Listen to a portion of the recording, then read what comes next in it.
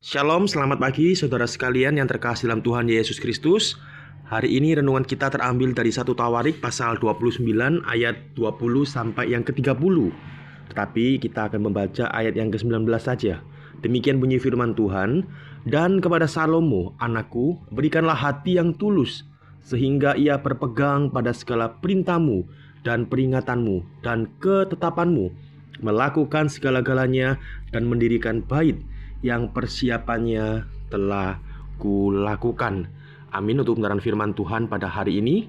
Bapak Ibu sekalian, hari ini kita sama-sama merenungkan suatu momen yang sangat penting dalam sejarah umat Israel, yaitu saat Raja Daud mengakhiri pelayanannya dan menyerahkan kepemimpinan kepada anaknya Salomo. Ini bukan sekedar pergantian kepemimpinan, melainkan berkaitan Bapak Ibu dengan pewarisan iman dan tanggung jawab rohani yang besar. Salomo menggantikan Daud, papanya, untuk memimpin umat Israel. Saudara sekalian, Daud menutup masa hidupnya dengan penuh ucapan syukur atas kebaikan Tuhan yang selama ini dia alami. Bahkan ia mengajak seluruh umat Israel pada waktu itu untuk menyembah Tuhan bersama-sama. Di sini kita boleh melihat apa yang Daud lakukan bukan tentang ibadah yang sifatnya formal, tetapi sebuah pengakuan dari hati yang tulus, hati yang sungguh-sungguh jujur bahwa segala sesuatu yang dimiliki oleh dia itu berasal dari Tuhan. Dalam rasa syukur itu, Daud juga menyerahkan tata yang selama ini dia pegang kepada Salomo. Ia tidak membiarkan masa tuanya berlalu begitu saja tanpa ada yang mewariskan. Meskipun ia tidak membangun bait Allah secara langsung, tetapi Daud juga mempersiapkan segala sesuatu agar Salomo bisa melanjutkannya. Daud tahu Bapak Ibu, hidup yang berkenan kepada Tuhan bukanlah hidup yang sempurna, tetapi hidup yang terus-menerus mengarahkan hati kita kepada Tuhan. Itulah yang Daud lakukan. Daud bersyukur atas pemeliharaan Tuhan, atas pertolongan Tuhan atas dirinya.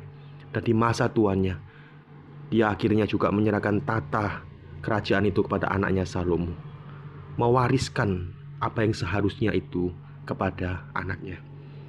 Di sini kita bisa belajar Bapak Ibu bahwa hidup Daud adalah gambaran pemimpin yang bukan hanya berhasil secara dunia, pemimpin yang bukan hanya berhasil di mata dunia, pemimpin yang bukan hanya berhasil secara jasmani, hebat, tidak. Tetapi juga Daud adalah pemimpin yang dapat dikatakan berhasil secara rohani. Saya ulangi sekali lagi, Daud adalah pemimpin yang berhasil, bukan hanya dalam sudut pandang manusia, tetapi dia juga pemimpin yang berhasil secara rohani. Ia tidak hanya memimpin saja tanpa mewariskan apa-apa kepada anaknya, tetapi juga ia mewariskan hal yang sangat penting, bukan cuma kerajaan, tetapi juga iman. Nah, ini kita perlu perhatikan baik-baik Bapak Ibu. Mewariskan iman itu lebih penting daripada segala sesuatu. Dan Daud telah melakukan itu kepada anaknya Salomo. Ia tidak hanya merancang, tetapi juga mendidik Salomo dengan baik.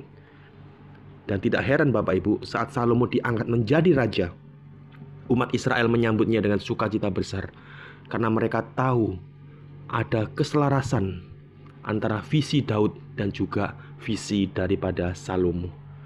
Karena Salomo telah diwariskan iman dari Daud. Pertanyaan bagi setiap kita pada pagi hari ini, kita boleh sama-sama coba renungkan berkaitan dengan mewariskan iman. Apakah kita sudah mewariskan warisan rohani yang sangat penting itu kepada orang-orang yang di sekitar kita, terutama bagi Bapak Ibu yang mempunyai anak? Apakah kita sudah mewariskan warisan yang berharga, warisan iman itu kepada anak-anak saudara? Apakah selama ini kita hanya berpikir bahwa warisan itu selalu bicara soal harta? Tidak Bapak Ibu. Kita belajar dari apa yang Daud lakukan, bahwa warisan yang terpenting itu adalah warisan rohani. Itu yang harus senantiasa kita tinggalkan bagi anak-anak kita, bagi orang-orang terdekat kita, bagi cucu-cucu kita sekalipun. Kiranya renungan pada pagi hari ini mengingatkan kita melalui Daud. Dia menyampaikan visi yang jelas Dan visi itu akhirnya disalurkan kepada anaknya Salomo. Dan warisan itu sangat berharga. Dan Salomo menangkap visi yang papanya kerjakan selama ini sebagai pemimpin Israel. Dan akhirnya Salomo mendapatkan warisan iman yang sangat penting untuk dia bisa menjalankan kerajaan Israel. Kiranya firman Tuhan pada hari ini menolong kita, mengingatkan kita pentingnya mewariskan iman, warisan rohani kepada keturunan-keturunan kita.